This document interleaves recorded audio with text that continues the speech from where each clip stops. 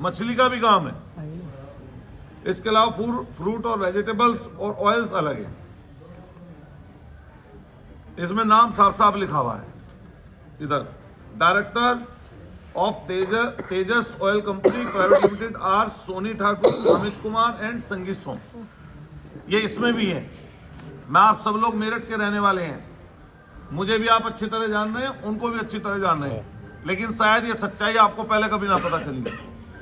और ये आपको ये कहने की जरूरत नहीं है जब उनसे सवाल पूछें, ये मैं जो कागज दूंगा, इन कागज के आधार पर आप उनसे पूछिए कि अतुल प्रधान ने जो प्रेस कॉन्फ्रेंस करके जो हमें कागज दिए हैं, अगर वो गलत हैं तो बताइए, और अगर सही है तो वो सही है। फिर उसको ज्यादा जो मंच पर चढ़कर हिंदू मुसलमान आप बोलते हो हर दिन, वो बोलने लायक आप नहीं हो। ये ब्लूमिंग बिल्टेक प्राइवेट कंपनी है।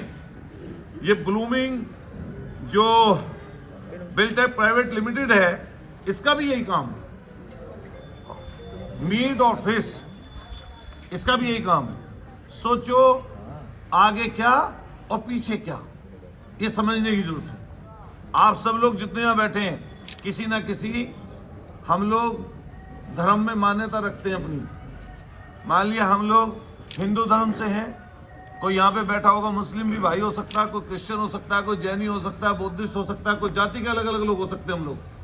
लेकिन अगर मैं मंच पर चढ़कर तो बड़ी बड़ी बात बोलूं, झूठ और सच बोलूं, ऐसी बात बोलूं जिससे जनता का तो कोई फायदा ना हो बल्कि अलगाव हो, और पीछे से ऐसे धंधे करूं जिस धंधे में पूरी तुम्हारी पोल खुलती हो, तो ये वो धंधे हैं इनके।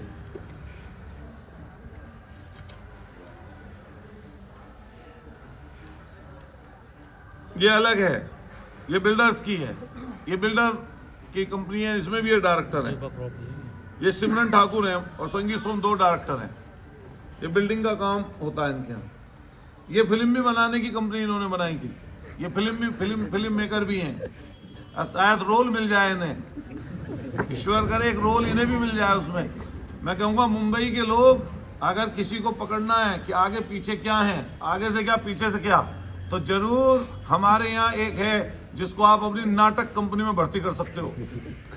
अच्छा नाटक कराना हो, झूठ बुलवाना हो, और हिंदू मुसलमान का झगड़ा लगाना हो, किसी को बांटना हो, झूठी सच्ची चीज चलानी हो, फर्जी मुकदमों में जेल भिजवाना हो, फर्जी मुकदमे लगवाकर धाराएं घटवानी बढ़वानी हो, जमीन जायदाद का कोई काम हो, कोई किसी के पास मीट को रखने के लिए कोई जगह ना मिल रही हो, किसी की मछली कहीं पाल रखी हो कि लंबे समय तक फ्रीज करनी हो, तो वो भी काम। अभी और भी कारनामे, अभी जो शराब वाली तो पता ही नहीं चली, शराब वाली कहाँ गई थी, शराब वाली भी तो फैक्ट्री है वो, उसमें भी तो है ही। बाकी नेताओं के लिए कुछ छोड़ा नहीं मैं बता,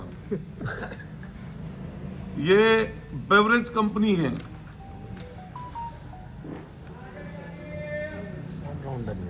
ये यमुना ब्रेवरेज निकाल के पोंटा साहिब में शराब की फैक्ट्री। शराब, मीट, मछली, बीफ, भैंस कटान, बकरी कटान की परमिशन, ऊंट कटने की परमिशन। अच्छे हिंदूवादी हो तुम भाई, बहुत तकड़े हिंदूवादी हो। मोइन कुरैशी अब तो चला गया बेचारा, लेकिन सबसे बड़ा बीफ एक्सपोर्टर, उसकी कंपनी में डायरेक्टर, उसके साथ इकट्ठे मिलकर बीफ फैक्ट्री चलाएंगे और यहां पर आकर लोगों को गुमराह करेंगे, हिंदू और मुसलमान के नाम पर बेवकूफ बनाएंगे जनता को। मैं सरकार से मांग करता हूं कि सरकार तुरंत के तुरंत जांच करे इस चीज के ऊपर। ऐसे लोगों के ऊपर जांच होनी चाहिए सरकार की तरफ से, और जांच ऐसी होनी चाहिए जिसमें दूध का दूध, पानी का पानी हो जाए। ये इसलिए जरूरी है, इसलिए जरूरी नहीं है कि राजनीति में कौन बड़ा होगा कौन छोटा, ये इसलिए जरूरी है कि इंसानियत जिंदा रहे। ये इसलिए जरूरी है कि यहाँ जो हमारी गंगा जमनी तहजीब है वो कहीं ना कहीं यहाँ पर जिंदा रहे। हम तो सीधा कहते हैं कि कोई गलत करे, कोई गलत काम करे, किसी तरह का गलत करे, उसके खिलाफ जो आपको कार्रवाई करनी है आप कार्रवाई करिए। हम कभी उससे पीछे नहीं है। अगर कोई हमारा हिंदू भाई या कोई मुस्लिम भाई अगर कोई किसी तरह की गलत चीज में हिंदू मुसलमान कोई अगर शामिल है, उसके खिलाफ सरकार जो काम करती है हम उसके खिलाफ कभी नहीं जाएंगे। लेकिन ऐसे बेरूपिया और कम से कम ऐसे लोग जो सिर्फ और सिर्फ झूठ के ऊपर टिके हुए हैं, जिनकी पूरी सियासत कभी बसपा, कभी सपा, कभी भाजपा, कभी लोकदल के लिए अपशब्द बोलना, कभी किसी दल पार्टी के लिए कुछ बोलना, कभी किसी नेता को डेढ़ जिले की पार्टी किसी पार्टी को बता देना, ये इनकी चीजें हैं। इनकी कम से कम लोगों को पता चले। यही यमुना ब्रिवेज मैं अभी कुछ दिन बाद और खोलूंगा चीजें। इसको इन्होंने 2017 में किसी एक व्यापारी को, किसी ने व्यापारी बेचने के लिए निकाला अपनी शराब फैक्ट्री को, पोंटा चड्डा जो पोंटा साहिब में थी, बेचने के लिए निकाला तो किसी से मोटी रकम करोड़ों में ले ली और लेने के बाद में उसको एग्रीमेंट कर दिया। जब वो उसको लेने के लिए उसकी रजिस्ट्री या कुछ कंपनी को मालिकाना हक लेना था तो उसके ऊपर फर्जी मुकदमा करा दिया और उसकी रजिस्ट्री किसी और को करा दी और एग्रीमेंट वाले को भगा दिया मुकदमा लगा। वो भी आएगा मौका, वो भी हमारे संपर्क में है। और मैं आपके चैनल के माध्यम से कहना चाहता हूं कि जो भी इस तरह के लोग हों, जो इनके सताए हुए हों, जिनकी जमीनों पर उल्टा सीधा दबाव डालकर इन्होंने कब्जे कराए, जिनके साथ ये शामिल हों, हम लोग उनके लिए तत्काल बैठे हैं। हमें उसकी सूचना दें, हम जरूर उस मुद्दों को जनता के सामने जरूर रखेंगे। अब आइए इसके आगे की तरफ। 2013 में जब ये 12 में विधायक बने, पहला हमला होता है इनके ऊपर। 2012 में सरकार बनी, शायद 12 के लास्ट में या 13 में, उसमें मुझे कंफ्यूजन है, लेकिन किसी साल में ये अपने ईश्वर करे हम और वो और भी लोग सही सलामत रहे। ईश्वर 100 साल सबको जिलाए और लड़ाई सही सलामत की सही की है। हम भी सही रहें, वो भी सही रहें, जनता के लिए काम करें, वो भी करें, हम पे जो हो सकता हम भी करें, लेकिन झूठ फरेब तो नहीं चलेगा। पहला हमला हुआ इनके ऊपर, आप पता करिएगा उनसे। जब आपको हाई कोर्ट से सुरक्षा मिली तो क्या कहकर इन्होंने सुरक्षा ली? इन्होंने सुरक्षा ली कि मैं गौ रक्षक हूं और मैं गौ रक्षा करते हुए कुछ लोग ऐसे हैं जो मुझसे नफरत करते हैं, मेरी हत्या करना चाहते हैं। हाई कोर्ट में इन्होंने ये एफिडेविट लगाया और इनको हाई कोर्ट से वाइस श्रेणी की सुरक्षा मिल गई। आज तक वो केस लंबित है। मैं इनसे कहना चाहता हूं आपके माध्यम से, आपको बताएं कि जो वो सुरक्षा जिस समय हाईकोर्ट से मिली थी, जो आपके ऊपर गोली चली थी पहले नंबर पर, उसमें आज तक उस केस में क्या हुआ, उसके लिए श्वेत पत्र जारी करके जरूर बताएं इस चीज को कि भाई आप बताओ ये चीज कि जो पहले आपके ऊपर जो वाइस श्रेणी सुरक्षा जिसकी वजह से मिली थी, उस केस में क्या हुआ, बता नहीं पाएंगे। और फिर सोचो, जैसे ही 17 की सरकार बनी, जो बीच में धमकी आई, कैसे आई, जांच कर ले सरकार, दूध का दूध पानी का पानी कर दे। लेकिन आप तो सब मेरठ के रहने वाले हैं। कैंट जगह कैसी है? कैंट है अति सुरक्षित क्षेत्र, जो मिलिट्री का एरिया है, उसी जगह पर इनकी कोठी है। सोचो, प्रचंड बहुमत की भारतीय जनता पार्टी की सरकार, प्रचंड बहुमत की, उसमें ये सत्ताधारी, उसी सत्ताधारी पार्टी के विधायक, और विधायक कैसे, मैं इसलिए कह रहा हूं आपको, लोगों को पता चलनी चाहिए बात। और मैं आपसे कह रहा हूं कि जो आप ये सच्चाई जरूर दिखाइए और बताइए।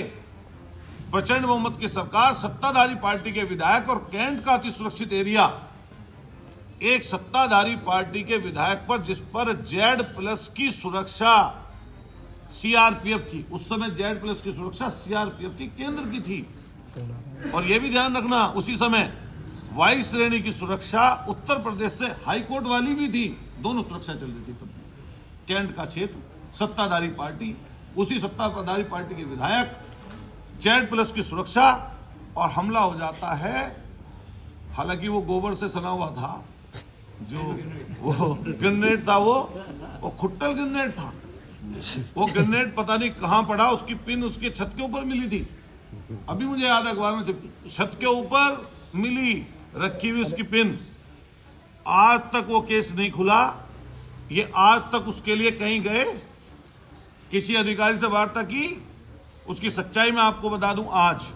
उसकी सच्चाई ये है कि उस समय के मौके के तत्काल एएसपी, नाम नहीं लेना चाहता मैं, अब जिले के कप्तान है एक के, उसके ऊपर ये केस था। सदर में कौन एएसपी था आप पता कर लेंगे। उस समय उन्होंने वो केस खोल दिया था, लेकिन सरकार ने सिर्फ और सिर्फ इसलिए कि सरकार की फजियत होगी वो केस को दबा दिया गया। मैं कहना चाहता हूं आप सब लोगों से कि उस केस का क्या हुआ कि एक विधायक के ऊपर ग्रेनेड से हमला हो जिसके ऊपर Z+ की सुरक्षा है। बताइए कितना बड़ा प्रश्न चिन्ह सरकार के ऊपर उठता है। गोलियां चली, खुलासा नहीं हुआ। हम चाहते हैं कि खुलासा होना चाहिए उसका। अब जैसे ही बांग्लादेश की और ये शाहरुख खान वाली बात आई, इसके पीछे से फिर एक धमकी आई। धमकी आई है बांग्लादेश से व्हाट्सएप के नंबर पर, इनके पीए पर। सुनिश्चित करे सरकार कि किसी जनप्रतिनिधि के साथ कोई अनहोनी ना हो, उसकी सुरक्षा पुख्ता की जाए। हम मांग करते हैं आपके माध्यम से, उनकी सुरक्षा से कोई खिलवाड़ नहीं होना चाहिए। ये बात तो सही है, उनकी या किसी भी जनप्रतिनिधि की, आम आदमी की भी सुरक्षा करने का इंतजाम सरकार का है। लेकिन जब बांग्लादेश से धमकी आ गई, किसी ने बताया, एक अधिकारी ने, नाम नहीं लेना चाहते हम, एक अधिकारी ने हमसे बताया, जानकारी दी, इसी सरकार के अधिकारी ने, नाम ले देंगे तो बेचारे का नुकसान हो जाएगा। उसने बताया कि